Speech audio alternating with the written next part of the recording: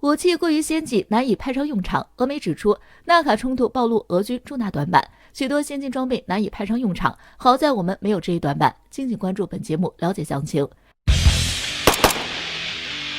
在这个中东美军忙着撤军，局势开始趋于平稳的时候，最引人瞩目的战争，那应该就属于高加索地区阿塞拜疆和亚美尼亚的纳卡冲突了。这一起军事冲突也再次让无人机成为了备受瞩目的焦点。参考消息网10月11日报道，俄罗斯媒体发文称，在这起冲突中，阿塞拜疆采用土耳其打阵地战用的战术，借助地面火炮和空军无人机，对地面上的亚美尼亚装甲部队实施打击消耗，从而做到一点点的蚕食亚美尼亚军队。俄罗斯专家认为这一战术很有用，事实上也正是如此。亚美尼亚70%左右的损失都是无人机造成的，其中就包括了大量的坦克和装甲车，并且土耳其 TB2 骑手攻击型无人机也是在实战中摧毁了多部俄制黄蜂、火箭空防系统，甚至 S300防空系统都有传出被摧毁。与之相对的俄制等一系列防空系统就有点黯然。为此，俄罗斯媒体指出，纳卡冲突暴露了俄军的重大短板。俄罗斯媒体分析指出，目前在纳卡战场上难以出现任何坦克和机械化集群，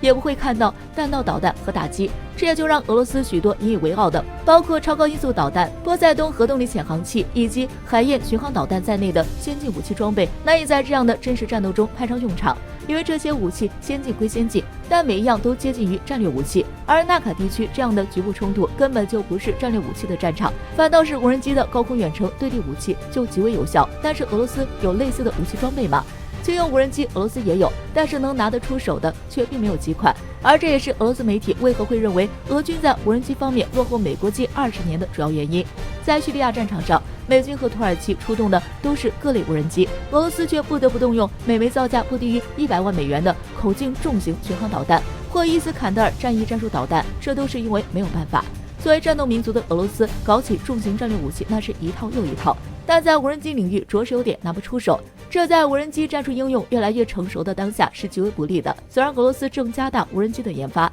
但无人机至今都还是俄罗斯的一大短板。不过好在我们并没有这方面的担忧和短板。